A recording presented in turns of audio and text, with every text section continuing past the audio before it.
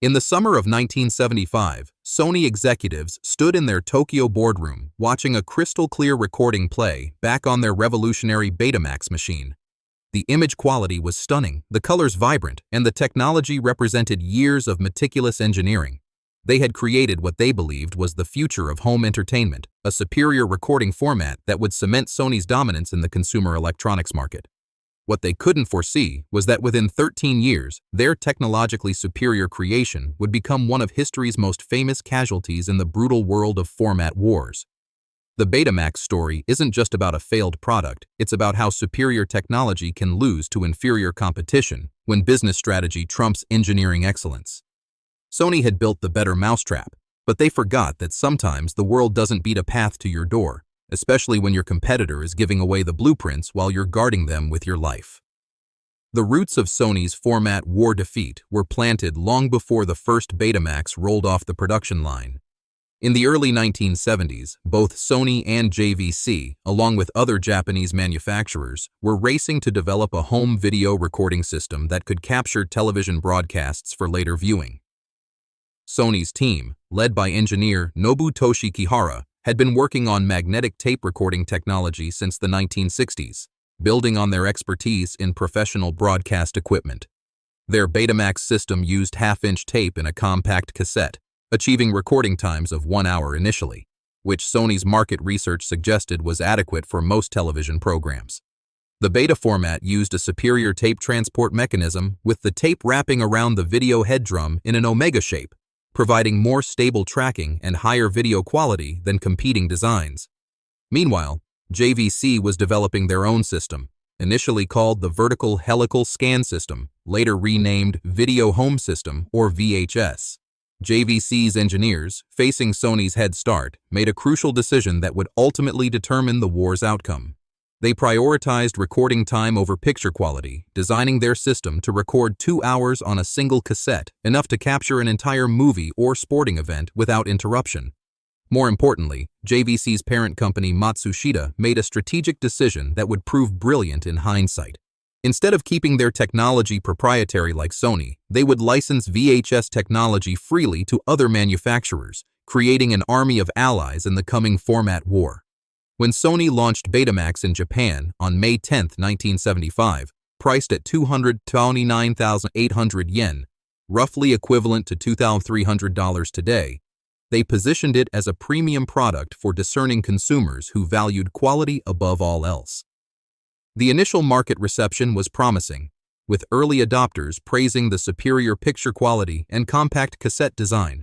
Sony's marketing emphasized the format's technical superiority, highlighting the cleaner image reproduction, better color saturation, and more stable playback that Beta's advanced transport mechanism provided.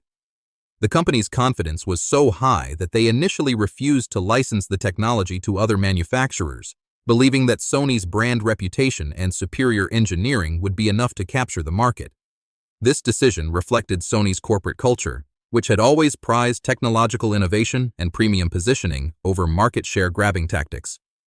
Co-founder Akio Morita famously believed that consumers would pay more for better quality, a philosophy that had served Sony well in products like transistor radios and televisions.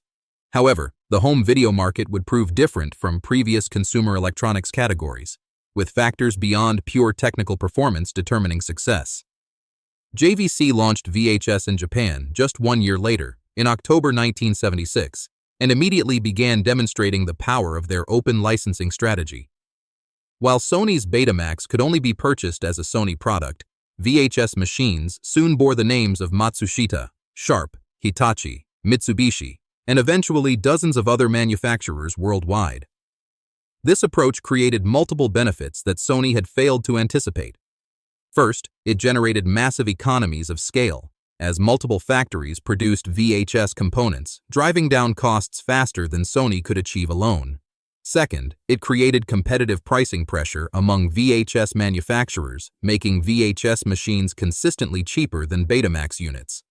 Third, it gave consumers more choices in features, designs, and price points within the VHS format, while BETAMAX buyers were limited to Sony's product decisions.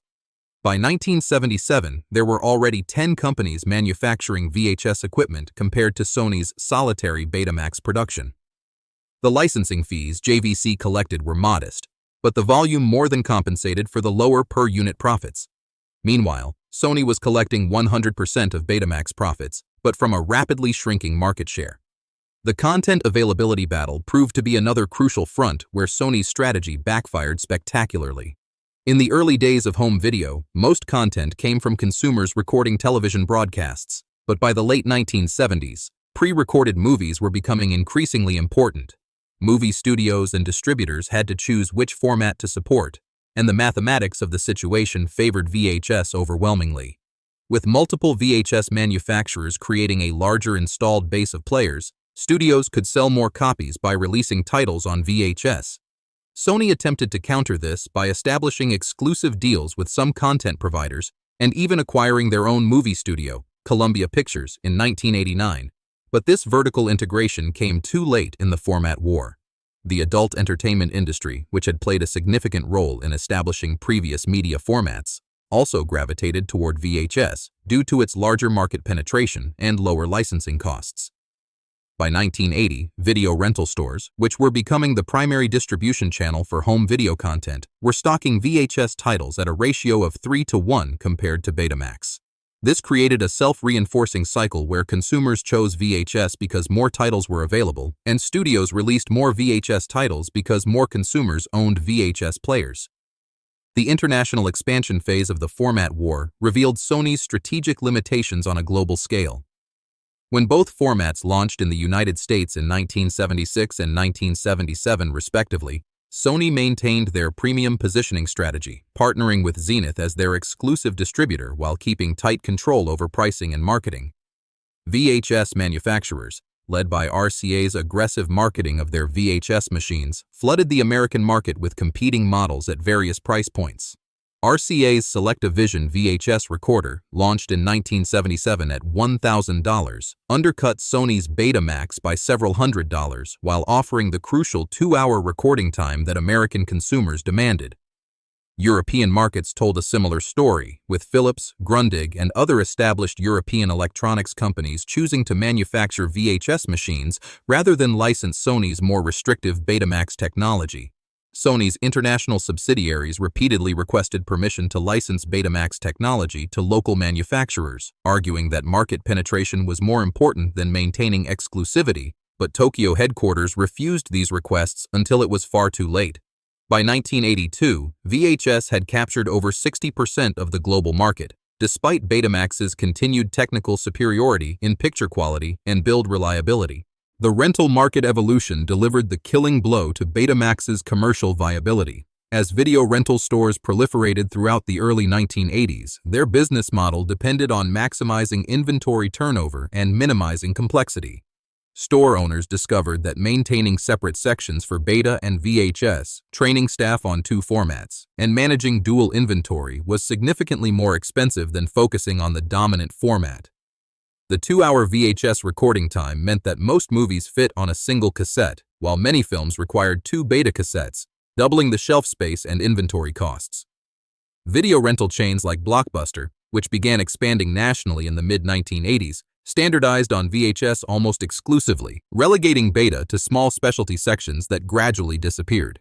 Consumer surveys from this period show that format choice was increasingly driven by content availability rather than technical quality, with over 70% of buyers citing more movies to choose from as their primary reason for selecting VHS. Sony attempted to combat this trend by subsidizing beta movie releases and offering incentives to rental stores, but these efforts couldn't overcome the fundamental economics favoring the format with larger market share. Technical improvements and format variations represented Sony's last major attempt to reverse their fortunes in the consumer market. In 1983, Sony introduced Super Beta, which significantly improved picture quality and nearly matched professional broadcast standards, widening the technical gap between Beta and VHS. However, Super Beta cassettes were not fully compatible with older Beta machines, creating confusion among consumers and retailers who were already gravitating toward the simpler VHS ecosystem. Sony also developed Beta Hi-Fi, which offered superior audio quality compared to VHS Hi-Fi, and later Beta ED, extended definition, which provided enhanced resolution. Each technical improvement demonstrated Sony's engineering superiority, but none could overcome the market momentum that VHS had built through its licensing strategy. Industry testing consistently showed that beta formats provided better picture quality, with less video noise, superior color reproduction, and more stable tracking, but consumer purchasing decisions were driven by factors that Sony had underestimated: price, content availability, and recording time. The company's focus on technical perfectionism, which had served them well in professional markets, proved counterproductive in a consumer market where good enough technology with superior availability won over excellent technology with limited support. The final chapter of the BETAMAX story played out slowly through the late 1980s, as Sony gradually acknowledged their defeat while attempting to salvage what they could from their investment. Market share data from 1986 showed VHS commanding over 85% of the global home video market, with BETAMAX relegated to a small niche of videophiles and professional users who prioritized quality over convenience. Sony continued manufacturing beta equipment and tapes until 2016, primarily for the professional broadcast market where beta's technical superiority justified its higher costs. The consumer BETAMAX production ended in most markets by 1988, though Sony never officially announced the format's discontinuation, allowing it to fade away quietly rather than admitting defeat publicly. The financial impact of the format war was substantial, with estimates suggesting Sony invested over $10 billion in BETAMAX development, marketing, and manufacturing capacity, while receiving only a fraction of the returns that a successful format victory would have generated. More significantly, the BETAMAX defeat cost Sony their opportunity to control the home video standard, a position that would have provided decades of licensing revenue and market influence.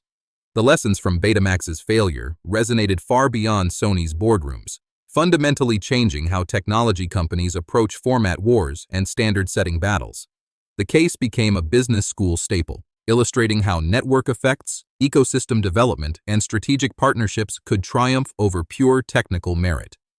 Sony's experience demonstrated that in consumer electronics markets, the best technology doesn't always win, especially when competing technologies are good enough and offer superior availability, pricing, or convenience. Future format battles, from DVD versus DivX to Blu-ray versus HD DVD, would see companies prioritizing ecosystem building and industry alliance formation over purely technical approaches. Sony themselves learned from the BETAMAX experience, adopting more collaborative strategies in later format wars, including their successful Blu-ray campaign, which defeated Toshiba's HD DVD through careful alliance building with movie studios and PlayStation integration. The BETAMAX story remains a powerful reminder that in technology markets, superior engineering must be matched with superior strategy, and that sometimes the company willing to share control of their technology can gain more influence than the company that guards it jealously. The ghost of BETAMAX continues to haunt the technology industry today as companies grapple with platform strategies, ecosystem development, and the tension between proprietary control and market penetration. Sony's superior technology lost because they treated the format war like a traditional product competition rather than a platform battle where network effects and ecosystem development determine victory. Their rigid licensing strategy, premium positioning, and focus on technical perfection over market needs created an opening that JVC exploited brilliantly through open licensing, competitive pricing, and strategic feature decisions. The BETAMAX failure cost Sony more than money and market share. It cost them a lesson in humility that would reshape their approach to future technology battles.